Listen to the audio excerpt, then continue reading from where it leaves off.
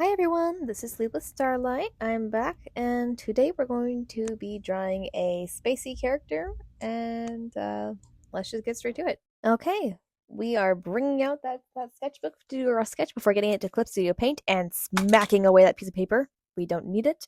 And now we're getting straight into the rough sketch. We're starting out with a circle to define the head and getting that good shape in there. Next up, we're just doing a very rough sketch. It's kind of just like drawing a stick man with ball joints. This is how I'm going to figure out where all the body parts are going to go and the proportions and everything. Eventually, we're going to, of course, make everything look a bit more human later. And right off the bat, we are getting straight to the hands and everything, looking good. Now we're starting to make the body and working on the arms. Very good, very good. This is sometimes either going so slow I don't know what to say or going too fast I don't know how to keep up. So bear with me for a little bit. And okay, I wanted to make her look like she was clutching something. I decided to figure out what later, but I kind of drew the hands terribly, so she looks like she has a claw. For some reason, I decided to keep that in the final picture too, so that's fun. Moving on. So we are finishing up that other hand and doing the hand for ourselves, of course, to understand the character better. And now we're deciding that she's gonna clutch onto a star. She is holding onto it. She's protecting it. She's shielding it for something. Or she's kidnapping a star because stars make good hostages, of course.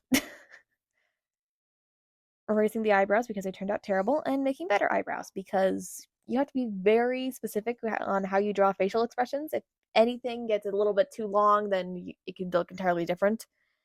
And now we're working on the hair, giving and making her hair extra flowy and swoopy because I kind of decided head on that she's just gonna be in space. She's just floating around in space, so of course her hair has to be floaty as well. I mean, how else would she have a star with her right now? So, and we're drawing a crown because I decided that this character is going to be royalty because it's really fun to make roughly and eccentric clothes. That's a really fun thing to draw. We're adding some diamonds to the edge of that crown. It was actually really fun to figure out how to draw diamonds for that. My brain is trying to figure out what to add next and how to draw a good dress. And eventually I have figured it out, I think. Yep, there we go. Decided to go for an off the shoulder dress. Don't really know why, but I added some ruffles to it as well, and a little diamond as well. So because why not? Who doesn't want a diamond? During this rough sketch, I was just thinking, okay, what colors do I want for this? What do I want this character to portray? What sort of theming do I want for this person? And by the time I was going to Clip Studio Paint with the actual rough sketch done, I was about ready and had a good a can't think of the word a good reference, a good idea for her in my head. I'm making her skirt extra ruffly, adding some bows.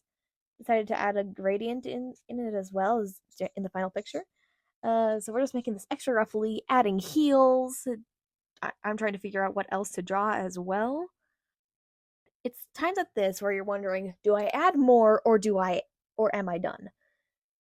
I felt like I had more to add though, so I decided to give her a choker, add a little star on her crown. Let's see. Oh, of course, adding some tiny little pearls that you cannot see on the screen, but I can because I drew this.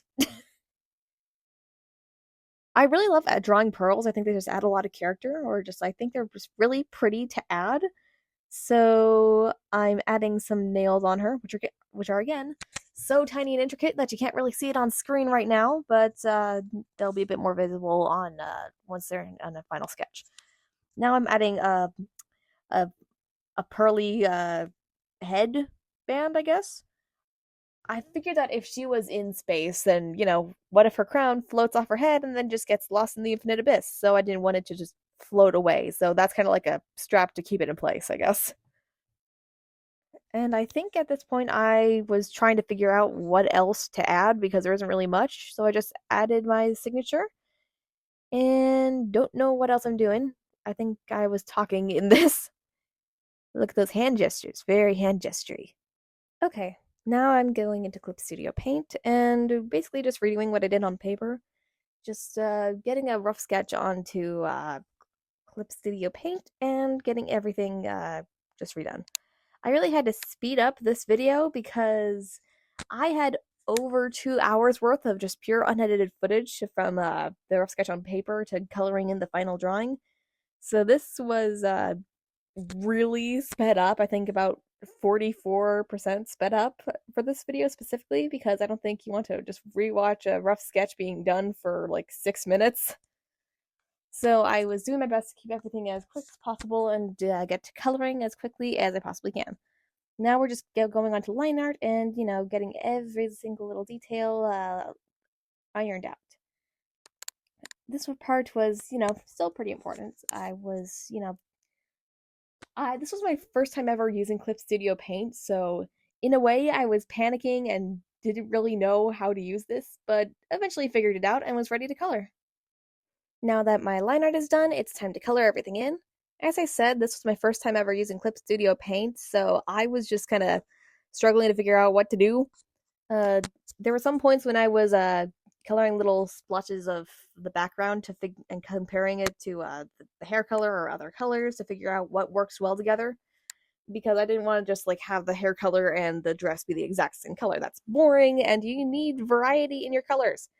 I don't want everything just to be this red splotch. I need red. I need black. I need burgundy. I need gold. So I was just making everything as colorful as I can while sticking to a specific palette. I think I did pretty well though. I was coloring around the little beads for her crown harness strap thing to keep it from floating into space. But this was difficult because I did not want to color into the beads, even though I could just go over it later. So I was being very nitpicky and specific, even though I could just color over it. In hindsight, I definitely should have just ignored coloring in the beads because that layer was going to be above the hair color anyway, so that was dumb of me. But oh well.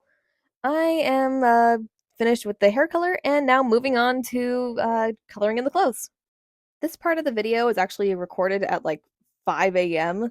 because I could not sleep, so I just decided to start my day early, so I started working on this.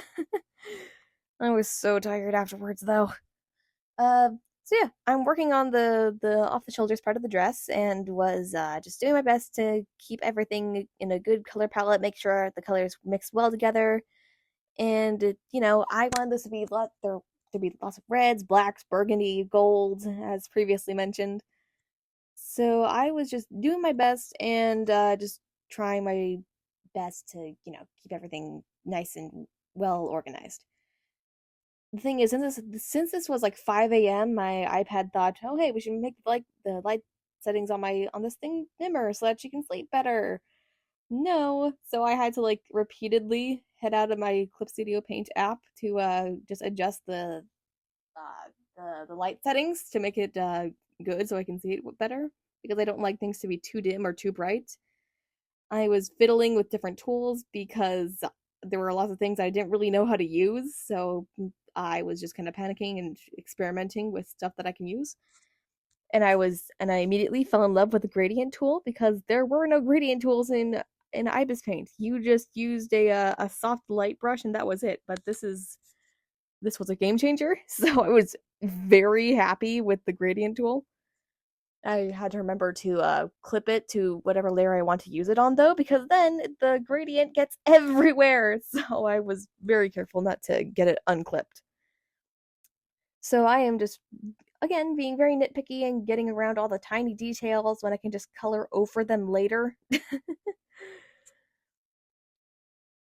Working with the little orange gradient now. The dress is going from black to red to orange, kind of giving it a fiery theme.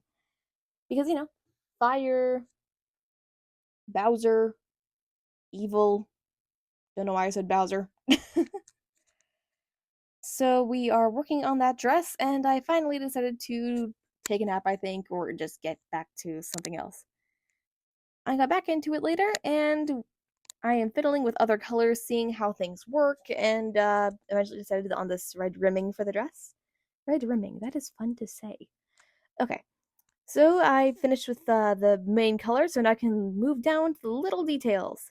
I decided to make the ruffles gold because, who doesn't like gold ruffles? I love gold ruffles. So I was just, making all these little decisions and, since all the big colors were colored in, I could just like, be much less careful if I put the layers underneath the big ones, so then it's just way easier to not color above it.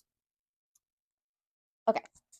So I am moving on to adjusting her face because I felt like she didn't look evil enough. I felt like she should have like a evil smile. So I was trying to figure out how to use the lasso tool, and then I just decided not to, and just redrew it and made her look like she's angry, I guess. After I finished adjusting her face, I got back to coloring this and started working on other details. Checking out everything else, and then I'm working on the little gold beads for her crown harness strap thing that I have refused to name. I finished coloring in the golden beads, and then I moved on to something else. What did I work on? Let's see. I'm apparently doing nothing. Wait, nope, coloring in the stars. So for the star, I wanted to make it look like she had some sort of power and was corrupting the star because she's not protecting it. She's kidnapping it, I guess, doing something to it. She's taking away the star's purity, its power, taking away its strength for herself. Or I actually didn't decide on what she was doing, but whatever it is, it isn't good. So while drawing this character, I was just thinking, what's her story? What does she do? Why is she doing this?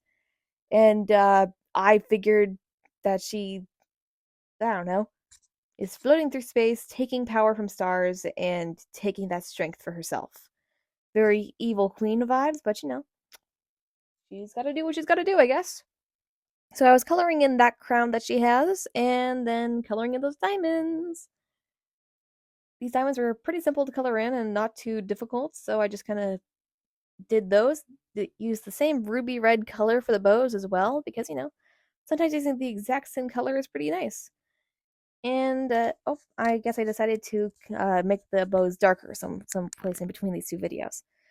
I colored in the heels and just wanted to give them a simple black color because, I would not be able to really make any small details that anyone would really notice on those heels, so, might as well just give them a nice color.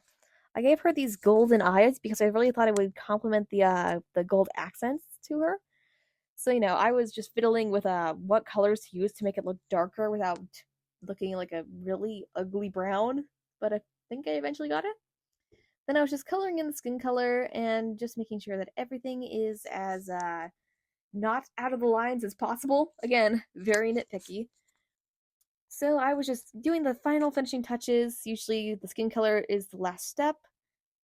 So I'm just being very careful, very eccentric, very cautious. Doing my best to, just do everything as best I can. Once the scene's just about done, I decide to start working on, let's see. Oh, at this point, I was fiddling with Clip Studio Paint because I thought I could do something really cool, but then it didn't work out. So I spent like 7 minutes fiddling with this and trying to figure out what to do next. So bear with me for a little bit, I guess. Okay, so I sped up this part of the video majorly because I spent like 7 minutes just trying to figure out how to do a thing that didn't work. So I just sped this up and eventually just decided to just, drop it, figure out what I was trying to do later, and work on the background. I wanted to make her float in space, as previously mentioned, so I just put in a spacey background, lots of stars, my signature, and we're done. Personally, I think this drawing turned out really well, and yeah, I'm very happy with the 2 hours I spent making this. I think they were worth it. So thank you for watching this video, and I'll see you again. Bye!